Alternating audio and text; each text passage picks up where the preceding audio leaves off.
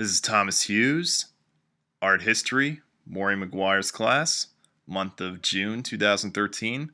This is Art and the Industry, the Interview Podcast. For this assignment, I chose to interview my friend and fellow colleague, whose name is Will Spillane, who is a part of the student initiative in WWE. With that being said, this was the interview. I asked Will, what do you see as the role of visual arts in our mass-mediated world, and particularly in your profession? He answered, visual arts plays a crucial role in mass media. The saying, if you can't see it, it isn't real, is something that we subject ourselves to subconsciously. We expect to see things to believe it. We expect to be advertised to. Putting visuals to music created a billion-dollar industry in music videos, live concert tapings, etc. The desire to put visuals to old radio broadcasts of the big game created the demand for television and cable TV as we know it now. Visuals are the only role to be played when it comes to sports entertainment. Even in cases of social media, the WWE has recognized that the Facebook and Twitter posts that are most effective at delivering a message and have the most fan engagement are the posts that have a picture or a video attached to them. We use this concept regularly as a way of increasing our engagement with our fans, and it works seamlessly every day. I asked Will, what new communications and media technologies, imagery is almost instantly available. Do you believe that this is having a positive or negative influence on the industry? He answered, I think that the industry always fails to see the positives of changes in technology. It's taken over a decade for the music industry to only kind of sort of accept the king of digital music files over their physical CDs. Their attempt to hold it back created a piracy movement that is nothing short of their fault. Within WWE, we unfortunately have not gotten past the negative side effects of instant gratification.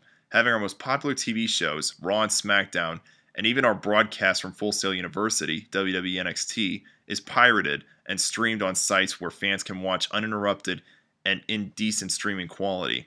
This lowers our official ratings and engagements and makes our measurements out of whack. We have yet to come up with a solution that allows our younger, more digitally based audience to become fully engaged with our core TV products while they air live. We've won hundreds of social media awards and have engaged an average of 4 million fans on our second screen WWE mobile app, but until our fans can watch Raw, SmackDown, and NXT live, streaming in a WWE source online and in HD, we haven't moved forward with the world. Our agreements with television rights holders currently prevents us from doing so, and these agreements are back on the table in the next 2 years. At that point, with agreements rewritten, we will be able to turn this negative into a positive, not just in the eyes of our fans, but in our bottom line and the bottom line of our corporate partners. I then asked Will, what popular images do you see that are frequently rechanneled throughout the entertainment industry? He answered, as a culture, we go through various popular imagery that changes from influencer to influencer. As an example, in 2008, pop culture had begun creating visuals for their products that were influenced by ancient Egyptian culture, warm tones, sharp eyes, pyramids, associated fonts, etc. This lasted until about 2010-2011, when the zeitgeist changed from Egyptian historical references to bright colors, parties, and having fun. Within the past few years, most of our music, TV shows, and related media have been focused on the creation of a good time. This has even prevented WWE, with a specific example on our pay-per-view theme songs. They were, at one point, heavy rock songs that were influenced due to the popularity of the time, of the type of music, and our demographic of the times. As we changed from TV 14 to TV PG for our TV proprieties, so did our demographic, and our visuals, audio use, and related media had to also correspond to our new, larger audience. Our pay-per-view theme songs became top 40 songs about having a good time and declaring tonight is the night. Are there particular images that this industry has popularized and or created? Some may disagree, but there is a lot of on-screen media usage that would not have evolved if it wasn't for the technologies used in the mid-90s in the WWE.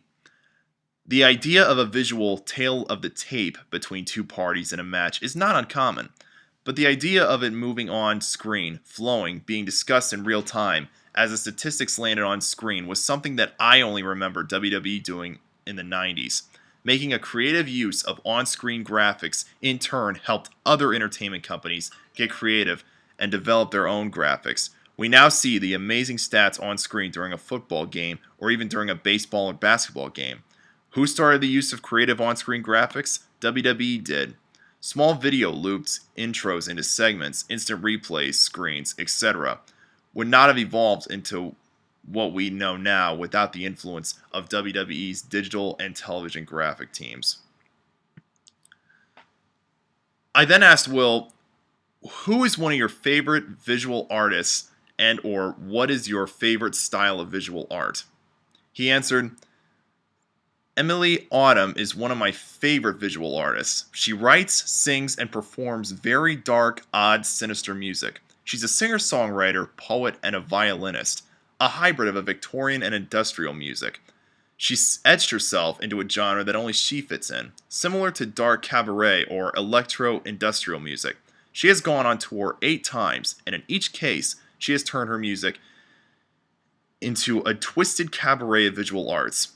Her emphasis on the actual concert on stage and the stage set she designs makes you question what her product really is. Is it her music or is it her story expressed through the stage show? To me, it's her stage show. She has taken her character of a twisted girl who spent time in an insane asylum, who is not actually insane, into a visual brand that can only be expressed from herself on stage. Finally, I asked Will, how has your knowledge of famous artworks influenced your creative process? He answered, my creative process is a bit more honest than most others. There's nothing of originality in this world anymore. Everything is either directly or indirectly influenced by other works of art, other people, or something else we've created. Most ignore this idea or pretend that they came up with something completely fresh.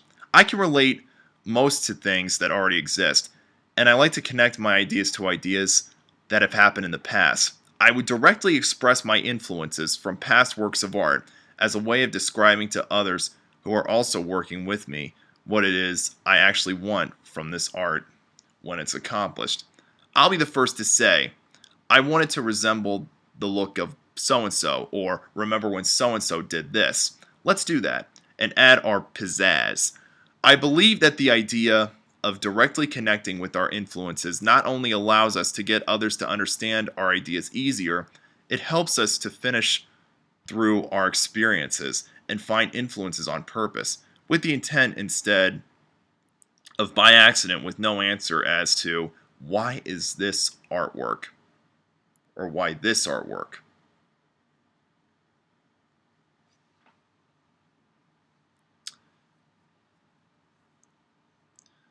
That concludes this podcast for Art and the Industry for Maureen McGuire's art history class.